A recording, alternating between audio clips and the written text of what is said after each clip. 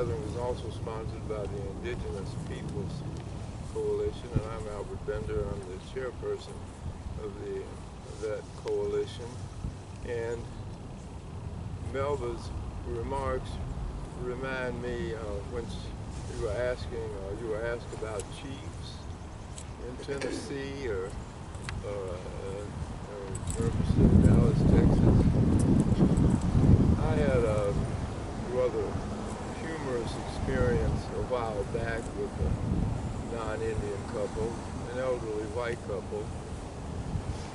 I was coming out of the bank, and the elderly white man says to me, "You're an Indian." I said, "Well, yeah." And he said, "How long have you been in Tennessee?" I said, "Oh, about 14,000 years. So then the elderly white woman looks at me and says, "How old are you?" I said, "She couldn't be thinking that. I've been living here for 14,000 years as a person." But there are a lot of misconceptions that people have about Native people, and a lot of historical aspects that need to be addressed, that will someday perhaps be addressed. And I'd like to mention in particular, in reference to the Treaty of Fort Jackson that Melba referred to, where the Creeks gave up 23 million acres of land, or were forced to give up 23 million acres of land. The war, that was part of the War of 1812. The War of 1812 ended with a treaty between the so-called United States and Great Britain at that time. And according to the Treaty of Ghent of 1812, Article 9 of that treaty, no Indian nation or people who had fought against the United States in the War of 1812 was supposed to lose any land to the newly formed United States, which means, in effect, and I'll speak as an attorney also, in effect, that the Creek Nation, Muscogee Creek Nation, is still entitled to and are still legal owners of that 23 million acres that was signed away at the Treaty of Fort Jackson. And treaty breaking and treaty stipulation and the like has a life of its own that lives forever. And that is something that could be looked into, and I think would be a very credible lawsuit against the United States government and the states of Georgia and Alabama. I would like to open it up now for anyone who wants to say anything further or make any further remarks in reference to this gathering. You'd certainly be welcome. I'd like to I want to thank everybody for being here today. Come in a good way, come in a respectful way, a dignified way.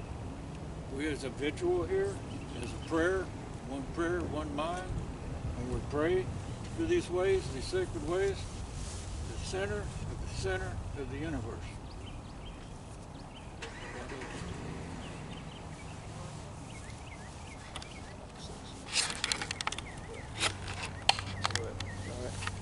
I'm Larry. I'm thankful for being here. I'm a descendant of slaves from the Middle Tennessee area.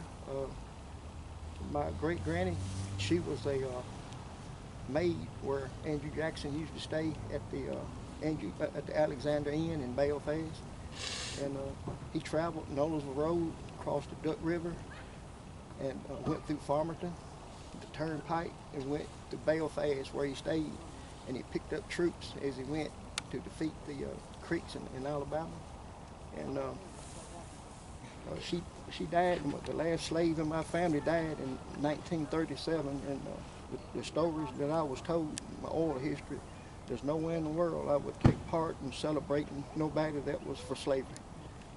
And it's awful. That's all I got to say.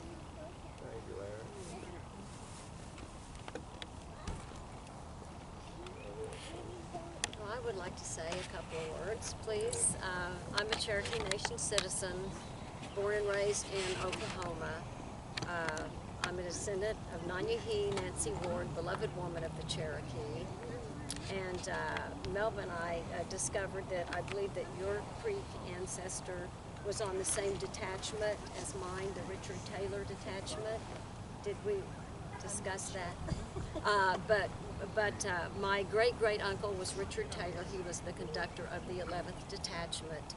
The wagon master on that detachment was my great-great-grandfather, Samuel Parks, and my grandmother was the first generation born in Indian Territory in my descendancy from Nancy Ward. And I'm very grateful to be here. I'm so grateful to Albert for being such a great leader and well-spoken and representing us.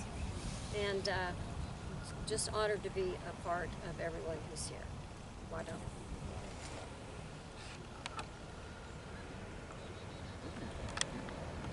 I would like to say a few more remarks in reference to the Indian boarding school situation, which is an ongoing situation of a part of the genocide committed against Native people in the United States by the U.S. government. It's estimated that now over 40,000 young Indian children perished in the boarding schools of the United States, which is a huge, huge number and is indicative of the genocide that took place against Native people from the late 19th century to the middle 20th century in the boarding school situation. And to me, these young children should indeed be lionized as heroes, because they left their tribes as Indians, went to the boarding schools, and for those of them who survived, they returned to their tribes as Indians. The boarding schools did not break them. It did not de-Indianize them. It did not assimilate them. And I have a story from my family. One of my great-great-grandmothers, or great-grandmother, worked in boarding schools in Oklahoma. And because in some of the boarding schools, there were Native employees. And these boarding schools were not as severe as the boarding schools where you had all non-Native personnel. And this great-grandmother passed the story down that one of the means of resistance of young Indian males in the boarding school situation where she worked was that they cut the seats out of the bottoms of their pants and put on breechcloths as a means of letting the school know that they were defiant and were not going to be assimilated into the non-Indian culture. And again, the boarding school situation is further being investigated, and there needs to be some type of reparation. There needs to be some type of justice rendered, because I'm sure that there are boarding school personnel from the 20th century or the mid-20th century that are still alive. And the more I read about the boarding school injustice and travesty, the more I am shocked. I saw on YouTube just a few weeks ago, this was an investigation of a boarding school in Canada, where that the white personnel fashioned an electric chair. An electric chair, can you believe this? And for students who broke the rules, they were seated and manacled and held down in the electric chair and given electric shocks. That is just beyond my comprehension. You had criminals in charge of these boarding schools. And in the same boarding school, young Indian children who violated the rules were made to literally eat vomit off the floor. That is just something that is beyond my comprehension.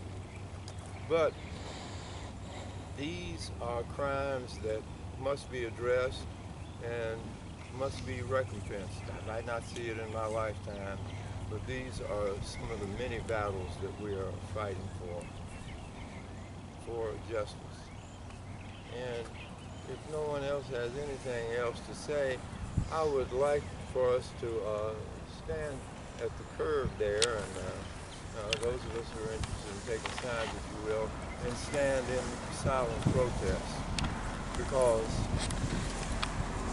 the mayor of Nashville, Mayor Cooper, and the governor, Governor Lee, they are right now giving their inaugural address.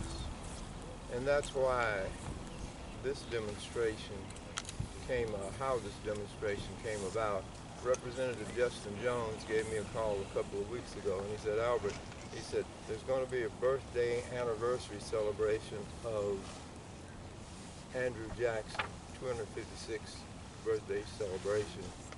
And he said, I thought that you and the rest of the indigenous community should know about to consider coming out for a demonstration. So after he told me that, I felt that, we have to do this. And Melba will tell you that myself, her, and others, prior to the pandemic, we had a series of demonstrations over the years against the Hermitage, and communication with some I forget his name, Keitel or something? Harold, I forgot his last name. Yeah, I think it was Keitel. Mr. Harold. Yeah, Mr. Harold. In reference to the presentations that they have in there in reference to Jackson's Indian policy. And that's something that we need to follow up on, and we will follow up on. But in the meantime, if those of you who will, we could stand out front here. And I'm really surprised that there are not more people here.